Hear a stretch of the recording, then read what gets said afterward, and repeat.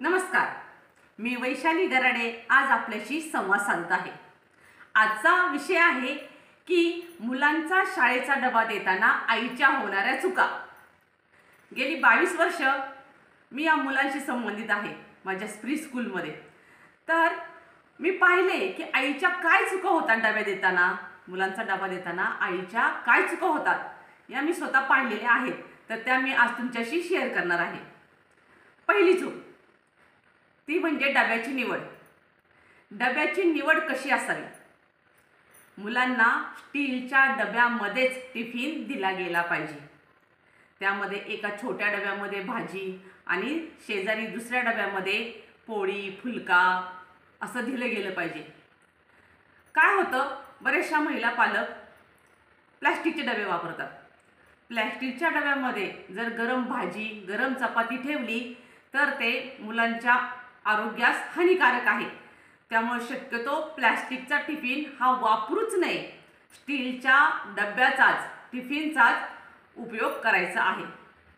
आता दुसरी होणारी चूक, जेव्हा आई डबा भरते त्यावेळेला जी भाजी असते त्या भाजीमध्ये जर मिरच्या असतील किंवा काही मसाल्याचे पदार्थ असतात ते असतील तर ते निवडून काढावेत बाजूला. काय होतं, जर मुलांना खाताना पहिल्याच घासाला मिरची लागली तर ते पुढे ती भाजी खायला ते नको म्हणतात. तिखट लागल्यावर मुलं भाजी खात नाहीत. त्यामुळं भाजी देताना कमी तिखट की मुलं पूर्ण संपवतील अशी आणि त्यातून मिरच्या वगैरे सर्व निवडलेली असावी. आणि तसंच जे फुलकं आहे त्याला थोडंसं तूप किंवा थोडंसं बटर लावलेलं असावं. आता पुढे आईने टिफिन तयार केला, मस्त छानपैकी फुलका केला, भाजी केली, मस्त पौष्टिक सगळं केलं, स्टीलच्या डब्यामध्ये सुंदर असा टिफिन भरला. तर बरेच वेळा काय होतं, एखादा फरसाण ॲटम आईकडून दिला जातो. उदाहरणार्थ शेव, चिप्स, कुरकुरे, केक, क्रीमचे बिस्किट असं थोडंसं कॉम्प्लिमेंटरी स्नॅक्स त्या डब्याबरोबर दिलं जातं. मग गंमत काय होते पहा, टिफिन ब्रेकमध्ये मुलाने टिफिन उघडल्यावरती प्रथम ते जे कॉम्प्लिमेंटरी स्नॅक्स दिले तेच खातो. बिस्किट दिले असेल तर ते खातो, चिप्स असेल तर ते खातो आणि भाजी पोळी आहे तशी छान असते त्यामध्ये आणि बाकीचं हे कॉम्प्लिमेंटरीच हे खाल्लं जातं. आणि मग मस्त टिफिन हा घरी जातो. आई उघडून पाहते, अरे टिफिन नाही फिनिश केला तू. तर त्यांनी टिफिन का फिनिश नाही केला, तर तुम्ही दिलेला जो फरसाण आयटम आहे, कॉम्प्लिमेंटरी आहे, चिप्स वगैरे ते त्यांनी खाल्लं, त्यातच त्याचं पोट भरलं बऱ्यापैकी. त्यामुळे त्याला आता ही भाजी पोळी नको आहे म्हणून त्यांनी तो टिफिन परत आणलाय.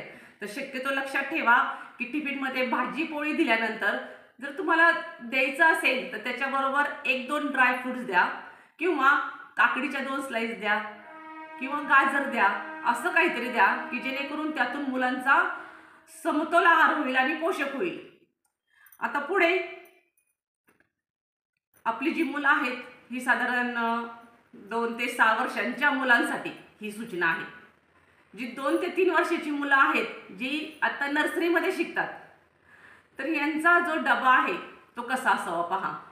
भाजी तर कमी तिखट, कमी तेलकट, मिरच्या निवडलेली असावी. जो फुलका आहे तो त्यांना एकच फुलका बास होतो, एवढा हाताच्या एवढा एक फुलका एवढा बास होतो. आणि तो जो फुलका आहे त्याचे तुकडे केलेले असावेत छोटे छोटे, जेणेकरून मुलाला ते व्यवस्थित घेऊन खाता येईल. कारण ही मुलं लहान आहेत आणि जी 4 वर्षांच्या पुढचे 6 वर्षांपर्यंतची मुलं आहेत यांना साधारण एक 2.5 ते 3 फुलके दिले तरी चालतात. तेवढा टिफिन ते फिनिश करतात. बऱ्याच वेळा काय होतं, प्रत्येक आईला वाटतं माझ्या मुलांनी खूप खावं, भरपूर खावं. मोठी 2-2.5 चपात्या डब्यामध्ये असतात. त्या जेव्हा मुलं पाहतात तेव्हा पाहूनच त्यांना भीती वाटते, एवढा डबा खायचा आपण. तर आपल्या सांगायचा मुद्दा असा की आपल्या मुलाचं वय, त्याची भूक हे सर्व पाहूनच टिफिन हा दिला जावा, जेणेकरून मुलं पूर्ण फिनिश करतील. टिफिन बरोबर आणखी एक महत्त्वाचा घटक म्हणजे पाण्याची बाटली. पाण्याची बाटली ही नेहमी स्वच्छ असावी. पाणी देताना नेहमी छान आणि स्वच्छ दिलं जावं. पण पाण्याची जी बाटली आहे त्याचं काय होतं, जे झाकण आहे ते व्यवस्थित लावलं गेलेलं असावं. मुलांना स्वतः पाण्याच्या बाटलीचं झाकण स्वतः काढता आलं पाहिजे आणि स्वतः लावता आलं पाहिजे. बऱ्याच वेळा झाकण थोडं तुटलेली वगैरे बाटली जेव्हा तुम्ही मुलांबरोबर देता तेव्हा ते पाणी सगळीकडे सांडतं. मुलांना पाणी पिता येत नाही, सांडल्यामुळे त्याची बॅग पण खराब होते. त्यामुळे हे लक्षात घ्यायचं आहे की पाण्याची बाटलीची निवडही व्यवस्थित असावी, जेणेकरून मुलांना स्वतःच्या हाताने झाकण काढून पाणी पिता आलं पाहिजे, पाणी पिऊन झाल्यावर पुन्हा लावता आलं पाहिजे.